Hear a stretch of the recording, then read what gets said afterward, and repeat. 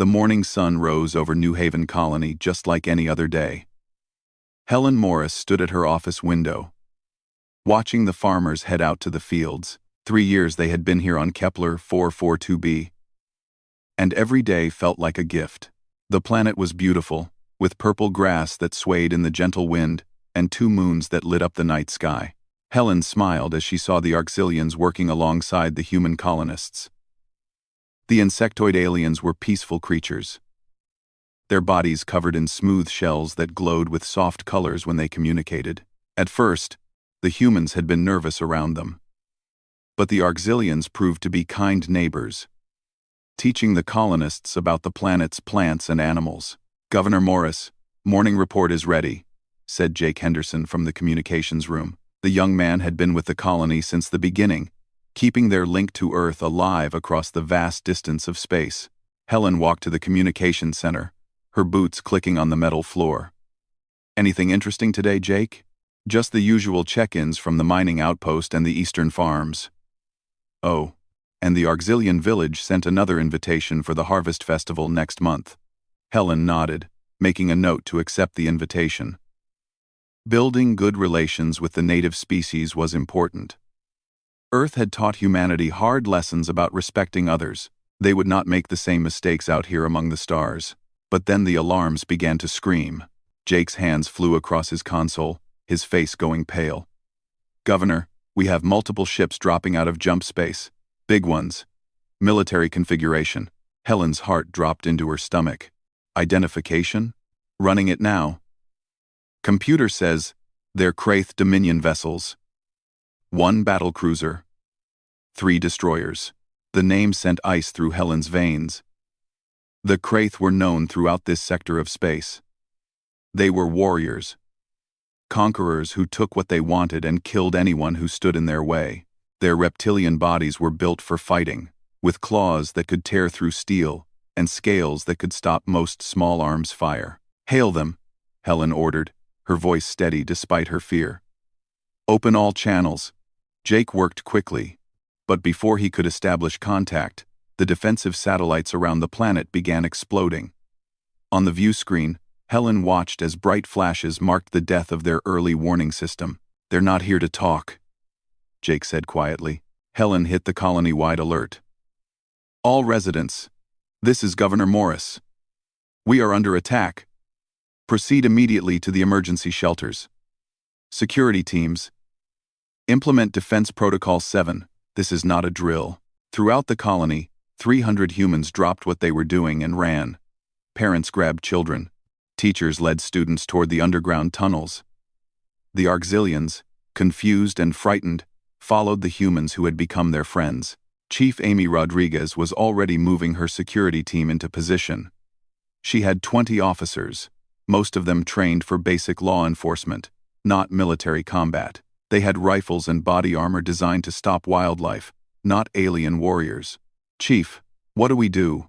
asked Officer Ben Carter, a young man who had joined security only 6 months ago. Amy checked her rifle, her jaw set. "We do our jobs. We protect the civilians. We hold the line as long as we can." The first Kraith landing craft came down like thunder. They hit the ground on the colony's eastern edge, far from the main residential area. Dozens of reptilian soldiers emerged, each one standing over 7 feet tall, their armor gleaming in the sunlight. Amy watched them through her scope from a defensive position on a nearby hill. "They're spreading out. Professional formation. These aren't raiders. This is an invasion force." "How many?" asked another officer, Julie Martinez. "Too many." The Kraith began their advance, moving through the colony with brutal efficiency. They burned the farms, destroyed the solar panels, and demolished anything that looked useful. A few brave security officers tried to slow them down, firing from covered positions. Ben Carter fired his rifle at a Kraith soldier. The bullet hit the creature's armor and bounced off. The Kraith turned, spotted Ben's position, and returned fire with a weapon that turned the rock he was hiding behind into molten slag. Ben barely rolled away in time. "Fall back," Amy ordered into her radio. "Get everyone into the tunnels. We can't fight them in the open." Underground, Helen was organizing the evacuation. The emergency shelters had been built into the natural cave system beneath the colony. They could hold everyone, with enough supplies for a month, but that assumed rescue would come. Jake was still at his communications equipment, which he had managed to carry down into the tunnels. "Governor, I can't reach Earth." They took out the main array. "Can you send anything?" Helen asked. Jake thought for a moment, then his fingers started flying across a portable transmitter. "I can use the backup system. It's not powerful, but if I route through the relay satellites in the outer system, I might get a message out before they destroy those too." "Do it. Send our coordinates and a distress call." Jake worked quickly, sweat beading on his forehead as explosions rumbled through the ground above them. The Kraith were getting closer. Finally, he hit the transmit button. Message away. Simple encrypt code. It says, "Civilians under attack. Request immediate assistance," and gives our location. "Will anyone receive it?" asked Helen. "If the relay satellites hold for another 10 minutes, yes. After that..." Jake shrugged helplessly. Above ground, the Kraith were methodical in their destruction. They cleared the surface structures one by one. A group of Arxilians who had been too slow to reach the tunnels were caught in the open. The Kraith soldiers laughed as they hunted the peaceful aliens down. One Arxilian elder, his shell marked with the patterns of long life, tried to communicate with the Kraith using his bioluminescent signals. The lead Kraith warrior watched the light show for a moment, then crushed the elder beneath his boot. Amy Rodriguez saw it happen through her scope. She had been covering the last civilians getting into the tunnels. Her finger tightened on her trigger, but she knew it was useless. They needed to get underground, seal the doors, and hope their message reached someone who could help. Everyone inside now. She ordered her remaining officers. "Ben, Julie, you're with me. We're the rear guard." The three officers backed toward the tunnel entrance, firing short bursts to keep the Kraith from rushing them. The enemy soldiers were cautious now, having learned that while human weapons couldn't penetrate their armor easily, a shot to the joints or face could still kill them. The last civilian, an elderly woman named Claire who had insisted on bringing her cat, stumbled through the tunnel entrance. Amy and her officers followed, and the heavy blast doors began to close. A Kraith warrior ran forward, trying to jam his clawed hand into the closing door. Ben fired 3 times, hitting the creature's wrist. The Kraith roared in pain and pulled back, the doors sealed with a heavy clang. In the darkness of the tunnel, lit only by emergency lights, 300 humans and 200 Arxilians waited. Children cried. Adults tried to comfort each other. The Arxilians huddled together, their shells flashing with colors of fear and confusion. Helen stood before them all, forcing her voice to sound confident. "We've sent a distress call to Earth. Help is coming. We just need to hold on." An Arxilian elder, one who had learned to speak human languages, approached her. "How long can you hold against the Kraith?" Helen looked at Amy, who had rejoined them.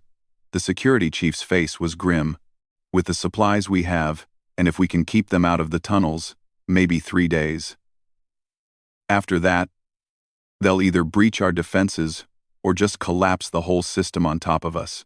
The message from New Haven traveled through space at the speed of light, bouncing from relay satellite to relay satellite. It took 18 hours to reach Earth, crossing the vast emptiness between stars. When it finally arrived at Colonial Defense Command, a night shift officer named Marcus Webb saw it flash across his screen. He read it twice, then reached for the emergency line to wake up Admiral Peter Knox. Admiral Knox arrived at the command center 20 minutes later, his uniform hastily pulled on. He was an older man, with gray hair and deep lines around his eyes. He had served in the Centauri conflicts, back when humanity first learned that not every species in the galaxy was friendly. "Show me," he said to Marcus. The message appeared on the main screen. Simple, desperate, clear. Civilians under attack. 300 people, including children. Kraith Dominion forces. Request immediate assistance. Location? Knox asked. New Haven Colony, Kepler 442b, Frontier Region, minimal defenses. Nearest fleet? Marcus pulled up the data. 6th Colonial Fleet is conducting exercises near Proxima. 6 weeks away at standard speed. Knox rubbed his face. 6 weeks. The colonists would be dead in less than one. Standard procedure said to send a diplomatic team first, try to negotiate. But Knox knew the Kraith. They didn't negotiate. They conquered. What assets do we have closer? Knox asked. Marcus worked his console. Fast response vessels, medical ships, a few independent contractors. He paused. And the Midnight Runner, sir, Captain Jake Morrison's crew. They're currently near the Mars shipyards, finishing repairs from their last mission. Knox knew Morrison. A good officer, experienced in crisis situations. More importantly, he had a crew trained for exactly this kind of emergency. Get me Morrison, on a secure line. 5 minutes later, Captain Jake Morrison's face appeared on the screen. He looked tired, like he had just been woken up. Which he had. Admiral Knox. Sir. What can I do for you? Captain, I'm activating the Vanguard protocol. New Haven colony is under attack by Kraith forces. 300 civilians need immediate extraction or defense. Can your ship make the jump? Quote. Morrison was fully awake now. How far? 43 light years. Standard travel time would be 4 weeks. And you need us there in? Days, Captain. Maybe hours. Morrison looked off screen, probably doing calculations in his head. We'll need to use the experimental jump drive. It's not fully tested. Could tear the ship apart. Can you do it? Morrison smiled. And it wasn't a friendly expression. It was the smile of a man from Earth, a Deathworlder who had been asked to do the impossible. We'll be there in 36 hours. Midnight Runner out. The screen went dark. Knox turned to Marcus. Log it. Vanguard protocol activated. Single ship response. Volunteer crew. Sir, one ship against a Kraith battle group? That's suicide. Knox shook his head. No, Marcus. That's humanity. On the Midnight Runner, Jake Morrison moved through the ship, waking his crew. First stop was the pilot's cabin, where Lisa Chen was already pulling on her flight suit. She was small, barely 5 feet tall, but her reflexes were legendary. Heard the call, Captain, she said. Where are we going? Into hell, probably. New Haven colony. Kraith attack. Lisa grinned. Good. I was getting bored with repairs. Next was the engineering section, where Ryan Foster was already checking the experimental jump drive. Ryan was built like a tank, with massive arms from years of working in Earth's heavy gravity. Captain, I heard. I'm bringing the drive online now, but I need to warn you. This thing hasn't been tested for long jumps. Will it kill us? Morrison asked. Maybe 50-50 chance. Better odds than those colonists have. Make it work, Ryan. In the medical bay, Dr. Kate Williams was organizing her supplies. She was a woman in her 40s, calm and professional even in crisis. Captain, if we're going into combat, I'll need to prepare for trauma cases. How many wounded should I expect? Our crew is 40.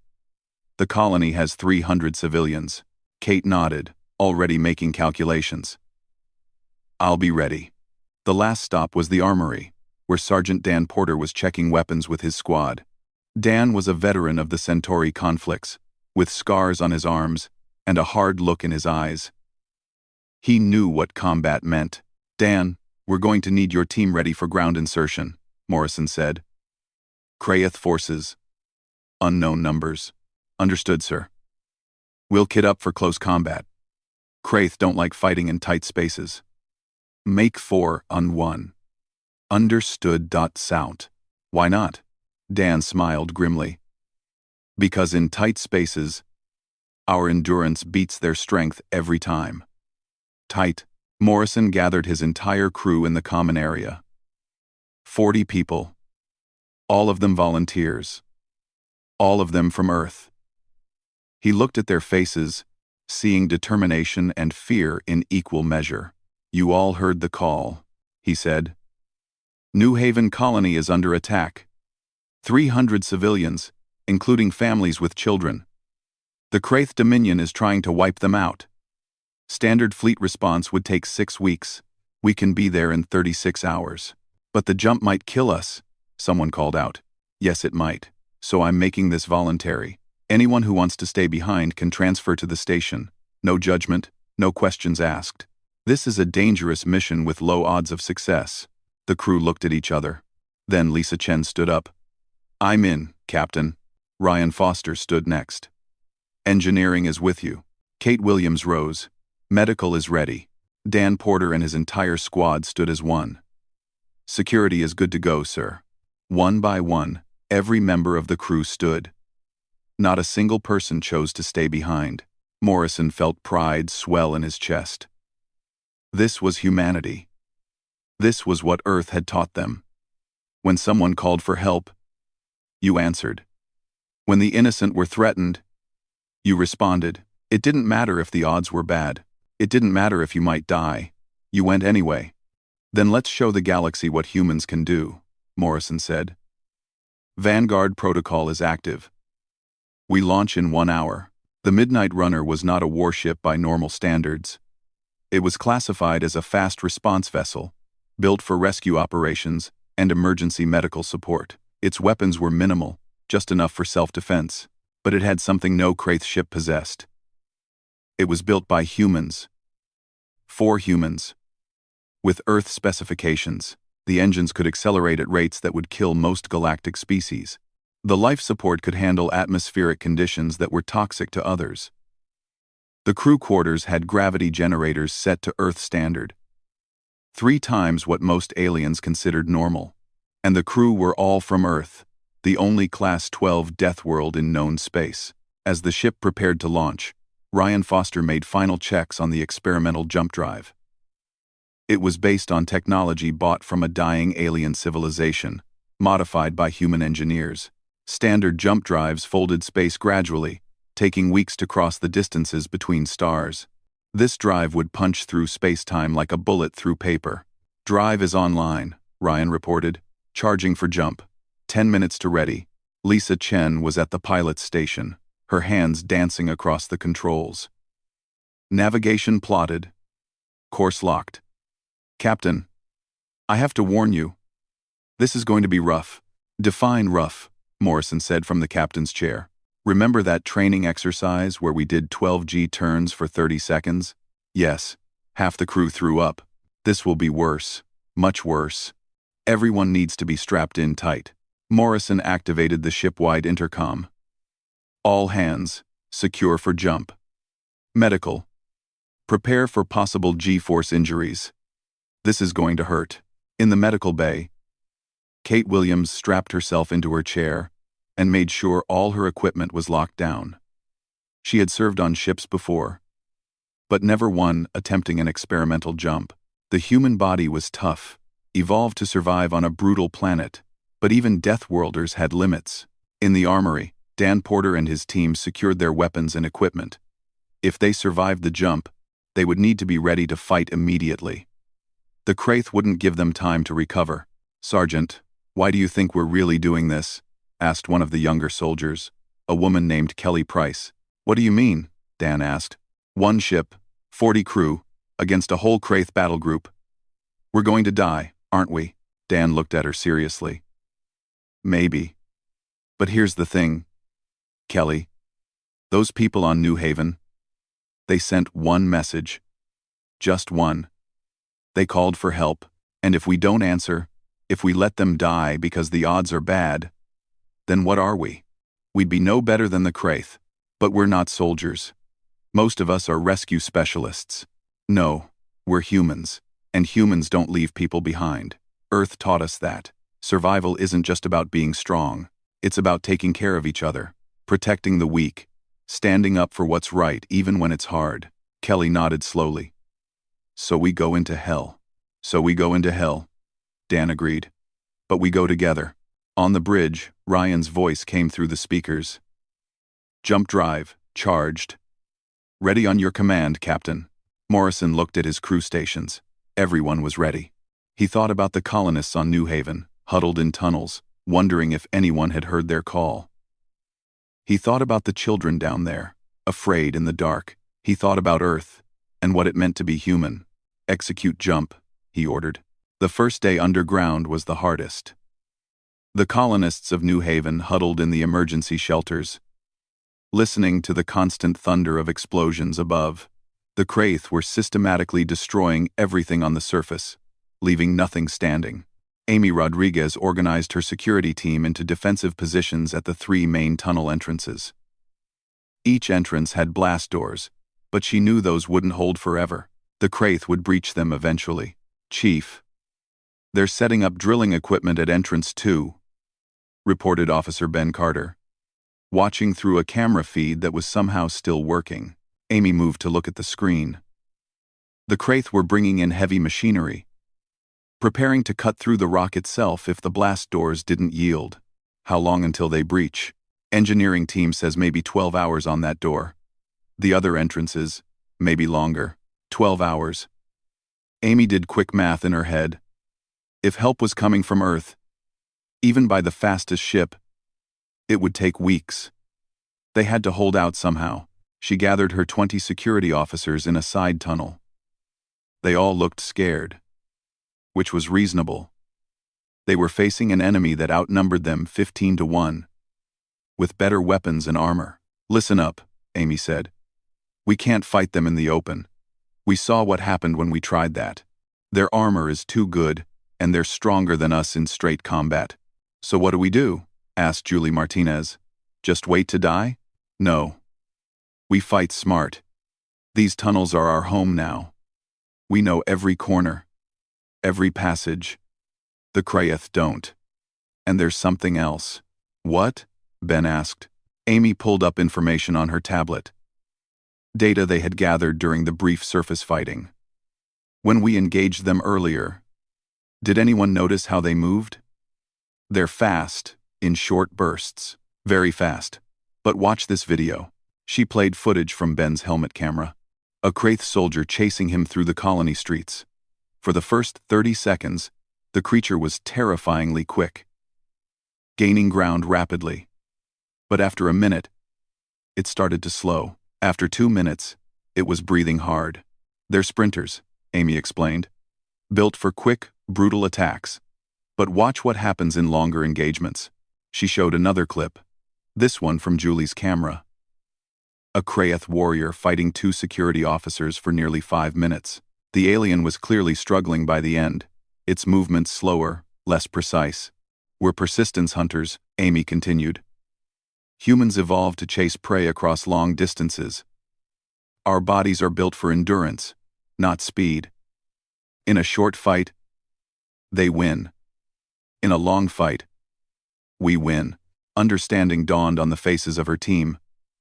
"So we make every fight a long fight," Dan said. "Exactly. We use the tunnels to our advantage. We make them chase us. We exhaust them, then we strike." Governor Helen Morris joined them, having overheard the conversation. "Chief Rodriguez, are you seriously suggesting we intentionally engage the Kraith in the tunnels?" "Governor, if we just hide, they'll eventually dig us out or collapse the whole system. We have to fight. But we fight smart, using our advantages." Helen looked at the young faces of the security team. These were people who had signed up to handle minor disputes and keep order in a peaceful colony. Now they were being asked to become soldiers. "What do you need from me?" "Keep the civilians calm and quiet. We'll need runners to help us navigate the tunnels. And we'll need medical support for when people get hurt." "When, not if." Amy met her eyes. "Governor, we're going to take casualties. But if we do this right, we'll make the Kraith pay for every meter of tunnel they take." The Kraith breached entrance 14 hours later, not 12. The blast doors held longer than expected, but when they finally gave way, a squad of 10 Kraith warriors poured through. They found themselves in a long, narrow tunnel with dim lighting. Perfect conditions for humans who had spent the last day preparing ambush points. The Kraith advanced confidently, their thermal sensors scanning for targets. They saw nothing. The humans had hidden behind corners, in side passages, waiting. Ben Carter was positioned at the first ambush point. His heart was hammering in his chest as he watched the Kraith approach through a small mirror he had angled around the corner. 10 of them. He was alone, but he wasn't supposed to fight. He was supposed to run. Ben stepped out, fired 3 shots that sparked off Kraith armor, then turned and ran as fast as he could. Behind him, he heard roars of anger and the thunder of heavy footsteps. The Kraith were chasing him. He ran for 2 minutes, his lungs burning, his legs pumping. Behind him, the Kraith were gaining, their longer legs eating up the distance. But Ben knew these tunnels. He made a sharp turn into a narrow side passage that he could barely fit through. The Kraith tried to follow. The first one got stuck in the narrow opening. The others bunched up behind it, snarling in frustration. That's when Amy Rodriguez and 5 officers appeared behind the Kraith squad. They opened fire into the exposed backs of the warriors, aiming for the joints in their armor where it was weaker. 2 Kraith went down. The others tried to turn in the narrow space. Then Ben came back with 3 more officers from side passages ahead. The Kraith were trapped in a crossfire, in a space too narrow for their size. They tried to fight, but they were exhausted from the chase and couldn't maneuver properly. It took 10 minutes of brutal fighting, but eventually, all 10 Kraith warriors were down. 3 security officers were wounded, 1 seriously. But they had won their first tunnel battle. "Get the wounded back to medical," Amy ordered. "Everyone else, prepare the next ambush point. They'll send more." The Kraith did send more. Over the next 2 days, they sent squad after squad into the tunnels. Each time, the humans used the same tactics. Lead them on long chases through the twisting passages. Let them tire themselves out, then attack when they were exhausted. The colonists learned to move quietly through the tunnels, acting as scouts and runners. The Arxilians, with their smaller size, could fit through passages too narrow for humans, giving them escape routes and observation points. On the 3rd day, Governor Helen Morris was helping in the makeshift medical bay when an Arxilian elder approached her. The alien's shell was glowing with colors that the translator described as curiosity and confusion. "Governor Morris, may I ask a question about your species?" "Of course," Helen said, applying bandages to an officer who had been grazed by Kraith weapons fire. "How is this possible?" "My people watched the surface battle. The Kraith are larger, stronger, better armed. By all logic, they should have overwhelmed you in hours, yet you have held them for 3 days in these tunnels." Helen finished the bandage before answering. "It's complicated. Humans come from a difficult planet." "Difficult how?" "Earth has very high gravity compared to most worlds. It has dangerous weather, aggressive predators, and diseases that kill without mercy. For humans to survive on Earth, we had to become very good at endurance. We can't outrun a predator in a sprint, but we can chase it until it collapses from exhaustion." The Arxilian's colors shifted to something that might have been understanding. "So you are using the same strategy here?" "Yes. In a short fight, the Kraith win. They're stronger and faster. But in a long fight, in a battle of endurance, humans win. We just don't quit." "This is a frightening thought," the elder said softly. "That your species evolved on a world so harsh that you became nearly unstoppable when given time." Helen looked at the wounded officer, then at the Arxilian. "We didn't choose to be this way. Earth made us tough, because we had to be tough to survive. But that same toughness means we protect our people fiercely. And you're our people now. We won't abandon you." The Arxilian's shell flashed with colors of gratitude. "Your species is strange, Governor Morris. You are capable of such violence, yet you choose kindness. You are warriors who prefer peace. That's humanity in a nutshell," Helen said with a tired smile. In the tunnels, the fighting continued. Amy Rodriguez was directing Defense of Entrance 1 when she got a report that made her blood run cold. The Kraith had stopped trying to push through the tunnels. Instead, they were setting up something on the surface. "What kind of something?" she asked Ben, who was monitoring the surface cameras. "Looks like siege charges. Big ones. Chief, I think they're planning to collapse the entire tunnel system." Amy swore and ran to find Helen Morris. The governor was in the command center, looking at the same feeds. How long do we have? Helen asked. Maybe 6 hours before those charges are ready to detonate, Amy said. When they blow, the whole network comes down. Everyone dies. Helen looked at the map of the tunnels. At the dots representing 300 humans and 200 auxilians, all depending on her to save them. Options? We don't have any. We can't fight our way to the surface against their full force. We don't have the numbers or firepower. In the corner, Jake Henderson was still monitoring his communications equipment, even though the main array was destroyed. He had been trying to boost the signal from their distress call, hoping someone, anyone, would hear. Governor, Jake said quietly. If help is coming, it needs to come now. We're out of time. Helen closed her eyes. They had done everything they could, fought harder than anyone expected, survived longer than seemed possible. But it wasn't enough. She opened a channel to all the shelters. This is Governor Morris. I need everyone to know how proud I am of you all. We have fought with courage and protected each other with honor. If this is the end, then we end it together. As a community. In the tunnels, security officers prepared for a final stand. In the shelters, parents held their children. Auxilians and humans sat side by side, waiting for the end. Above them, Commander Vrash of the Kraith Dominion stood by the siege charges. This colony had been far more trouble than expected. His warriors had taken heavy casualties in the tunnels, something that should have been impossible against a handful of security guards. But it was over now. The charges would fire in 1 hour, the tunnels would collapse, the humans and their pet aliens would be buried forever. Vrash looked up at the sky, satisfied with his victory. Then he saw something that made him freeze. A ship was dropping out of jump space. Just one ship. Small. Probably a late rescue attempt. Destroy it, he ordered his fleet. Lisa Chen's hands moved across the pilot controls before anyone else on the bridge could even process what they were seeing.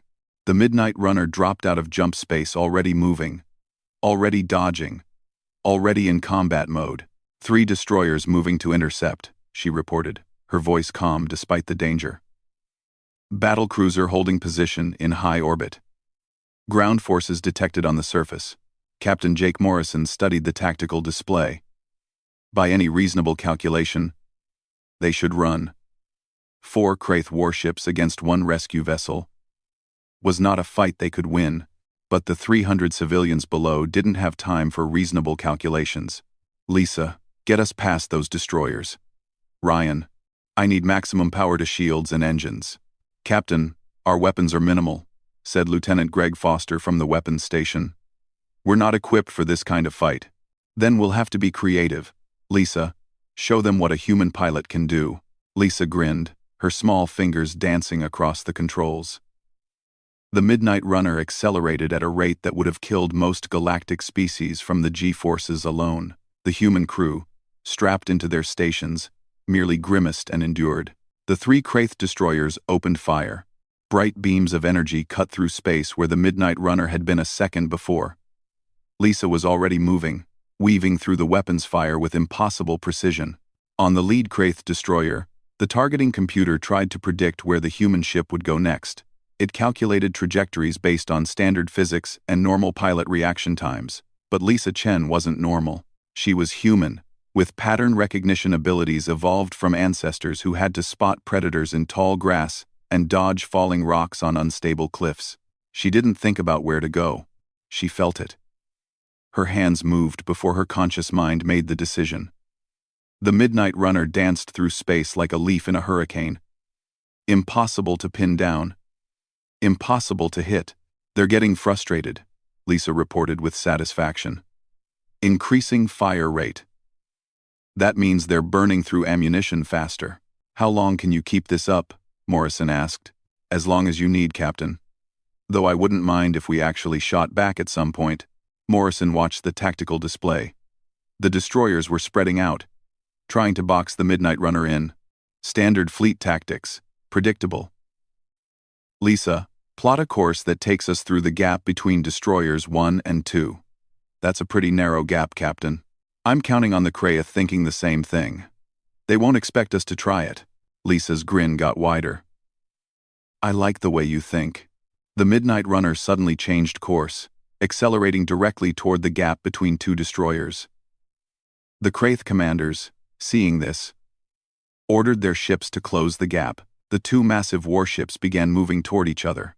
Now, Lisa, Morrison ordered. Lisa pushed the engines to maximum. The Midnight Runner shot forward at crushing acceleration, threading the needle between the two destroyers just as they were closing in. For 3 seconds, the human ship was between two walls of metal, close enough that they could see the hull plating. Weapons, fire everything we have at Destroyer 1's engine section as we pass, Morrison ordered. Greg Foster, despite having minimal weapons to work with, unleashed every gun the Midnight Runner possessed. The shots were carefully aimed at the weakest point of the destroyer's structure. It wasn't enough to destroy the ship, but it was enough to damage the engines. The destroyer lurched, its power flickering. The second destroyer, still moving to close the gap, couldn't stop in time. The two Kraith ships collided with a massive impact. Not enough to destroy them, but enough to tangle them together and take them out of the fight. 1 and 2 are out of commission, Lisa reported cheerfully. That leaves 3, and the battle cruiser. Take us toward Destroyer 3. I want to get close. How close? Boarding distance. The bridge went quiet for a moment. Then Sergeant Dan Porter's voice came through the comm. Sergeant Porter here, Captain. Did I hear that right? We're boarding a Kraith destroyer? That's correct, Sergeant. Get your team ready. Combat drop in 5 minutes. In the armory, Dan and his 20 soldiers began strapping on equipment. They wore lightweight armor, designed for mobility rather than protection. Their weapons were mostly close combat focused. Shotguns, pistols, knives, and explosive charges. We're actually doing this, said Kelly Price, checking her shotgun for the 3rd time. You heard the captain, Dan said. The ground forces have siege charges set to collapse those tunnels. We can't take out 4 ships from the outside, so we take them from the inside. 20 of us against a crew of how many? Doesn't matter. They're used to fighting in normal galactic conditions. We're from Earth. That makes us the predators, and them the prey. Destroyer 3 came about, trying to line up a shot on the Midnight Runner. Lisa dodged the first volley, then the second, bringing their ship closer with each pass. She was playing with them now, getting them to focus entirely on her ship. In range for drop pods, she announced. Sergeant Porter, you are cleared for launch, Morrison said. 20 drop pods burst from the Midnight Runner's launch tubes. They were small, barely big enough for 1 person each, and they moved fast. The Kraith destroyer's defenses tried to shoot them down, but they were too small, too quick. The pods hit the destroyer's hull in 6 different locations. Explosive charges blew holes through the metal, and the human soldiers poured through into the ship. Dan Porter was the first one inside. He found himself in a corridor filled with surprised Kraith crew members. They were bigger than him, stronger, with claws and scales, but they weren't expecting boarders, and they definitely weren't expecting humans. Dan moved before they could react. In the lighter gravity of the destroyer, he felt like he could fly. His training in Earth's crushing gravity made him superhumanly fast here. He covered the distance to the first Kraith in less than a second, his shotgun barking 3 times. The Kraith warrior went down. The others tried to respond, but Dan's team was already through the breach. Kelly Price and 3 others came through the next opening, catching the Kraith in a crossfire. Team 2, secure engineering. Team 3, head for the bridge. Team 1, with me. We're going to weapons control, Dan ordered. The Kraith crew tried to organize a response, but the humans were too fast, too aggressive. In the confined corridors of the ship, the Kraith couldn't use their size advantage, and the humans never stopped moving. A Kraith warrior tried to block Dan's path. The creature was 7 feet tall and outweighed Dan by 100 pounds. It swung its clawed arm in a strike that would have torn Dan in half. Dan ducked under the swing, moving with speed the Kraith couldn't match. He fired his shotgun point blank into the creature's knee joint, then moved past it before it hit the ground. No time to fight fair. No time for honor. Just fast, Brutal efficiency. His team reached weapons control in under 5 minutes. The Kraith officers inside tried to defend the position, but they were designed for strategic thinking, not close combat with Deathworlders. Dan's team cleared the room in 90 seconds. Weapons control secured, Dan reported. Setting charges now. On the bridge of the Midnight Runner, Morrison watched as team reports came in. Engineering secured. Bridge secured. Weapons control secured. His people were doing the impossible, taking over a ship 10 times their size with just 20 soldiers. Captain, the battle cruiser is moving, Lisa warned. They've figured out what we're doing. Morrison looked at the tactical display. The massive Kraith battle cruiser was positioning itself for a clear shot at both the Midnight Runner and the captured destroyer. One blast from its main gun could destroy both ships. Sergeant Porter, how long until those charges are set? 2 minutes, Captain. You have 90 seconds. Then we're leaving with or without you. In weapons control, Dan worked frantically to set the charges. They weren't trying to destroy the destroyer completely. They just needed to disable it and create enough chaos to keep it out of the fight. Charges set, Kelly reported from engineering. 30-second timer. Everyone back to the drop pods, Dan ordered. Move, move, move. The human soldiers ran through the corridors of the Kraith ship, heading for their insertion points. Behind them, Kraith warriors tried to give chase, but the humans were already gone, moving with the efficiency of a species that had evolved to run down prey across endless plains. Dan was the last one out, diving into his drop pod just as the charges started detonating. The pods launched back toward the Midnight Runner, crossing the space in seconds. Behind them, Destroyer 3 shuddered as explosions ripped through its critical systems. The ship didn't explode, but it went dark. Power failing, weapons offline.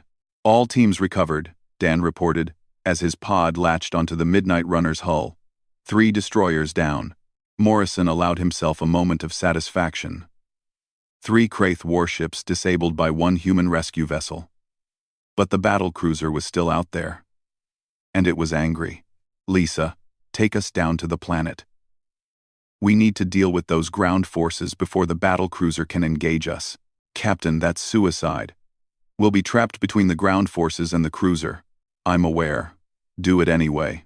The Midnight Runner dove toward the planet, accelerating into the atmosphere. The battle cruiser followed, but it was too large to enter the atmosphere safely. It held position in high orbit, its weapons tracking the smaller vessel. Commander Vrash, watching from the surface, saw the human ship approaching. He ordered his ground forces to prepare anti-air weapons. 1 ship, probably carrying maybe 100 soldiers at most. He had 300 warriors on the ground. This would be easy. The Midnight Runner came in low and fast over the colony site. It didn't try to land. Instead, its cargo bay doors opened, and soldiers began dropping out in combat suits, falling toward the ground like meteors. Dan Porter and his team hit the ground hard, their combat suits absorbing the impact. They were joined by the rest of the Midnight Runner's security force, 40 human soldiers against 300 Kraith warriors. Spread out, Dan ordered. Light them up. What followed was not a traditional battle. The humans didn't try to hold ground or form defensive lines. They moved constantly, using the destroyed colony structures for cover, hitting the Kraith from unexpected angles, and then disappearing before the enemy could respond. In Earth's heavy gravity, these tactics would have been exhausting, but here, in New Haven's lighter gravity, the human soldiers felt like they could run forever. And they did. Commander Vrash tried to organize his forces, but the humans were everywhere and nowhere. His warriors would chase a human soldier, only to find themselves ambushed by another group. They would secure a position, only to have humans attack from behind. Worse, the humans never seemed to tire. Kraith warriors who had been fighting for hours were exhausted. The humans just kept coming. Fall back to the landing craft, Vrash finally ordered, admitting defeat for the first time in his military career. We're leaving, sir. What about the siege charges? Asked one of his officers. Vrash looked at the charges they had so carefully placed, set to collapse the tunnels and bury the colonists. He thought about the human ship in orbit, the human soldiers who had just defeated his ground force, and the message this defeat would send to the rest of the galaxy. Governor Helen Morris stood at the entrance to the underground shelters, watching as the last of the colonists emerged into the sunlight. The Kraith were gone, their ships retreating into jump space, carrying news of their defeat. Around her, the colony was destroyed. Buildings burned. Fields were scorched. Solar panels lay in twisted ruins, but they were alive. Captain Jake Morrison approached her, his uniform dirty and torn from the fighting. Behind him, his crew was helping the medical team treat wounded colonists. Dr. Kate Williams worked alongside the colony doctors, her training allowing her to treat injuries that would have killed most patients elsewhere. "Governor Morris," Morrison said, offering his hand. "I'm sorry we couldn't get here sooner." Helen took his hand, and to Morrison's surprise, she pulled him into a tight hug. "You came. That's what matters. You crossed the galaxy for people you never met. That's more than we had any right to hope for." When she stepped back, there were tears in her eyes. "How did you even get here so fast?" "The nearest fleet was weeks away. We used an experimental jump drive. Probably took a few years off. All our lives from the stress. But we made it." Helen looked at the Midnight Runner, sitting on the surface like a guardian angel made of metal. "One ship, 40 crew. You defeated an entire Kraith battle group," Morrison shrugged uncomfortably. "We got lucky. And the Kraith weren't expecting humans to fight back so hard. Why would they? We're just civilians, farmers and teachers and scientists." "You're humans," Morrison said simply. "From Earth. That means something out here in the galaxy. The Kraith are about to learn that lesson." Over the next few days, the colony began to rebuild. The Midnight Runner's engineers helped repair critical systems. Security forces trained the colonists in better defensive tactics. Medical staff treated the wounded. Chief Amy Rodriguez met with Sergeant Dan Porter, comparing notes on fighting the Kraith. "Your people took over a destroyer with 20 soldiers," Amy said with admiration. "We could barely hold tunnels with 20 officers," Dan smiled. "You held for 3 days against 300 Kraith warriors with no training and minimal equipment. I'd say you did pretty well. We just ran a lot. Made them chase us until they were too tired to fight. That's the human advantage right there. Persistence. We're not the strongest or the fastest, but we never give up. Earth taught us that." Amy looked at the ruined colony around them. "I grew up on Earth. Left when I was 20 for a better life out here. Quieter. Safer. I forgot what it means to be from Earth." "What does it mean?" "It means we're survivors. Earth tried to kill our ancestors every day. Weather, predators, disease, other humans. We survived by being tougher and more stubborn than anything else. And when the Kraith came here, that Earth toughness came back." Dan nodded. "Welcome back to your roots, Chief." In the medical bay, Kate Williams was treating an Auxilian who had been injured during the siege. The alien's bioluminescent shell was flickering weakly, and Kate worked carefully to stabilize him. An Auxilian elder watched her work with fascination. "Your species is remarkable, Dr. Williams. You treat our injuries as if we were your own people." "You are your own people," Kate said, adjusting an IV line. "But you're also under human protection now. That makes you family." "Family? We are not even the same species." Kate smiled. "Humanity learned a long time ago that family isn't just about blood. It's about who you choose to protect, who you choose to stand with. Your people called for help, and we answered. That makes you family." The elder's shell glowed with colors of deep emotion. "Your species confuses me. You are capable of such terrible violence, yet you are so gentle with those who need help." "It's not confusing," Kate said. "We're dangerous because we had to be. Earth made us that way. But being dangerous doesn't mean we have to be cruel. We can choose to use our strength to protect instead of to harm." Word of the battle at New Haven spread through the galactic community faster than light. The Kraith Dominion, humiliated by their defeat, initially tried to suppress the information, but too many witnesses had seen what happened. The story could not be contained. Within weeks, every spacefaring civilization knew the basic facts. One human ship had disabled 3 Kraith destroyers. 40 human soldiers had taken over a Kraith vessel. 300 Kraith ground forces had been defeated by 40 humans in light combat. The galactic news networks demanded explanations. How was this possible? The Kraith were elite warriors. Humans were supposed to be peaceful colonists. What had happened? The Kraith Dominion, trying to salvage their reputation, released their intelligence files on humanity. They wanted the galaxy to understand that they hadn't lost to ordinary beings. They had lost to Deathworlders. The classification of Earth as a Class 12 Deathworld shocked the galactic community. Most inhabited planets were Class 1 or 2, safe and stable. Class 12 meant Earth was barely survivable, a world that actively tried to kill its inhabitants. The data was horrifying. Earth's gravity was 3 times galactic standard. Its atmosphere had toxic levels of oxygen. Its weather included hurricanes that could level cities, tornadoes that could tear apart buildings, and lightning storms that released more energy than some weapons. The planet had active volcanoes, frequent earthquakes, and temperature extremes that ranged from boiling deserts to frozen wastelands. Its oceans contained predators large enough to swallow small spacecraft. Its land was home to creatures with venom that could kill in seconds. And humans had not just survived on this nightmare world, they had thrived. They had become the dominant species by being tougher, more persistent, and more adaptable than anything else on the planet. One galactic biologist released a paper analyzing human evolution. The conclusions were stunning.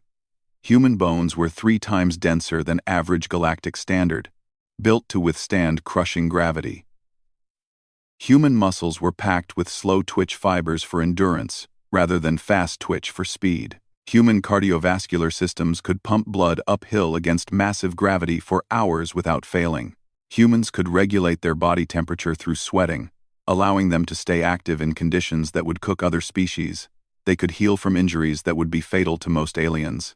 Their immune systems were so aggressive that they could survive diseases that had no cure in standard galactic medicine. Psychologically, humans were even more frightening. Earth had taught them to form strong social bonds, to protect their group even at personal cost. They could endure psychological stress that would break other minds. They could adapt to new situations with terrifying speed. The galaxy began to understand. Humans weren't just another species. They were survivors from hell, shaped by a planet that demanded excellence or death. But the Auxilians told a different story. Their elders gave interviews explaining what they had witnessed during the siege. Yes, humans were capable of incredible violence. Yes, they were physically superior to most species. But that wasn't the most important part. One Auxilian elder, speaking through a translation device, said this: "When the Kraith came, the humans could have fled. They had warning.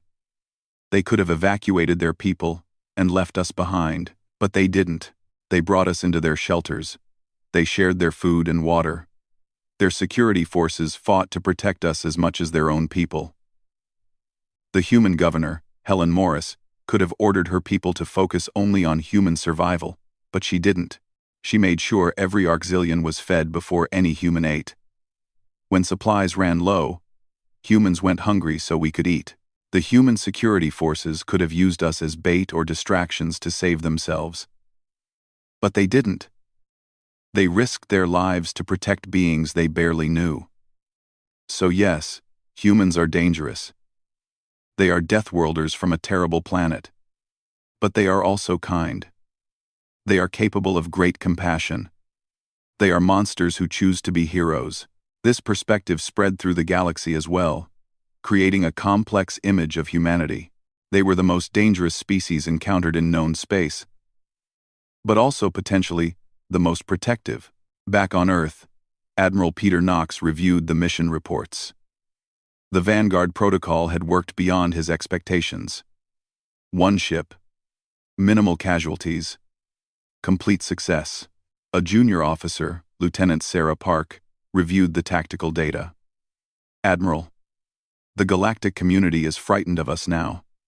Several species have begun restricting trade with human colonies. That's unfortunate but expected, Knox said. We've revealed our capabilities. Some species will always fear strength. Should we try to downplay what happened? Suggest it was unusual circumstances? Knox shook his head firmly. No. We tell the truth. Humanity is strong because Earth made us strong. But we use that strength to protect, not to conquer. Any species that accepts that truth can be our friend. Any species that tests it will learn the same lesson the Kraith learned. And what lesson is that, sir? That humanity doesn't start fights, but we finish them. On New Haven, 3 months after the battle, the colony held a memorial service. They honored the 11 colonists who had died defending the shelters. They honored the 23 auxilians who had been killed in the initial attack. Captain Morrison and his crew attended, standing alongside the colonists they had saved. When Helen Morris invited Morrison to speak, he was reluctant. He wasn't good with words. He was just a soldier doing his job. But he stood before the crowd anyway, looking at the mix of humans and auxilians who had survived together. I'm not good at speeches, he started. But I want you all to understand something. Earth sent a message 200 years ago when we first reached the stars. We've sent it to every colony, every ship, every human in space. The message was simple. No one gets left behind. Ever. It doesn't matter how far away you are. It doesn't matter how dangerous the situation is. If you're human, or if you're under human protection, we will come for you. The Kraith thought they could attack this colony without consequences. They thought we were too far away, too weak to respond. They were wrong. They forgot the message. So let me say it again, loud enough for the whole galaxy to hear. We are humanity. We come from Earth, a world that tried to kill us every day. We learned to survive by protecting each other, by never abandoning our own. And now that we're among the stars, that hasn't changed. You want to know why we came? Why we risked everything for 300 people we never met? Because you sent one message. You called for help. And humans answer the call. Always. The crowd erupted in applause. Morrison stepped back, uncomfortable with the attention but satisfied that he had said what needed to be said. Later that evening, Morrison stood with his crew, preparing to depart. The Midnight Runner was repaired and ready to return to Earth. But before they left, Helen Morris approached with a gift. It was a memorial plaque, made from salvaged colony materials. It listed the names of everyone who had died in the battle, both human and auxilian. At the top, it read, "In memory of those who fell when humanity answered the call." We're putting one up in the colony center, Helen said. But we wanted you to have one too, so you never forget what you did here. Morrison accepted the plaque with reverence. We won't forget, Governor, and neither will the galaxy. As the Midnight Runner lifted off, carrying the crew back toward Earth, the colonists of New Haven watched from the ground. They had been given a second chance at life, bought with human courage and alien friendship. The auxilian elders stood with Helen Morris, their shells glowing with patterns of gratitude and hope. One of them spoke through his translator. What happens now, Governor Morris? Will more humans come? Will this colony grow? Helen smiled, watching the ship disappear into the sky. Yes. More humans will come. And more auxilians too, if you want. We'll rebuild this colony together. Stronger than before. And the next time someone threatens us, they'll think twice. Because they know now what happens when you attack humans and their friends. What happens? The elder asked. The Deathworlders come, and they remind you that humanity chose kindness, but never forget how to fight. Across the galaxy, the message was received. Humanity was here. They were dangerous, capable of violence that could humble empires. But they were also protectors, guardians who would cross the stars to save the innocent. Trade restrictions gradually lifted as species realized humans weren't conquerors. Defense pacts formed as weaker species sought human protection. The balance of galactic power shifted not because humans demanded it, but because everyone else understood the new reality. If you threatened the innocent, if you attacked the defenseless, if you believed yourself above justice, someone would send a message. And the Deathworlders would answer. Admiral Knox stood in his office, looking at the star charts showing human colonies spreading across the galaxy. Each one was a point of light, a beacon of humanity's reach into the cosmos, and each one was under the protection of Earth. His desk terminal chimed with a new message. Another colony under threat. This time from pirate raiders. They were requesting immediate assistance. Knox smiled and activated the Vanguard protocol. Within the hour, another ship would be launched. Another crew of Deathworlders heading into danger to protect those who couldn't protect themselves, because that was what humans did. That was what Earth had taught them. Survival wasn't just about being strong. It was about using that strength to make sure everyone survived. On 1,000 worlds, in 100 languages, the message spread and became legend.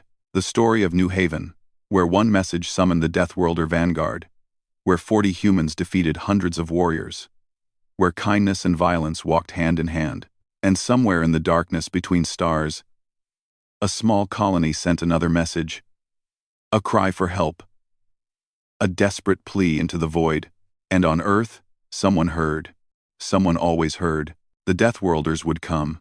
Disarm them, he said quietly. Let the humans have their colony. In orbit, the battlecruiser detected the Kraith ground forces retreating. Captain Morrison watched as the landing craft lifted off, carrying what was left of the invasion force. Should we pursue? Lisa asked. Morrison shook his head. Let them go. They'll spread the word about what happened here. That's more valuable than destroying one more ship. He opened a channel to the colony. New Haven. This is Captain Morrison of the Midnight Runner. The Kraith are in retreat. Your colony is secure. In the underground tunnels, 300 humans and 200 auxilians erupted in cheers. They had survived. Help had come.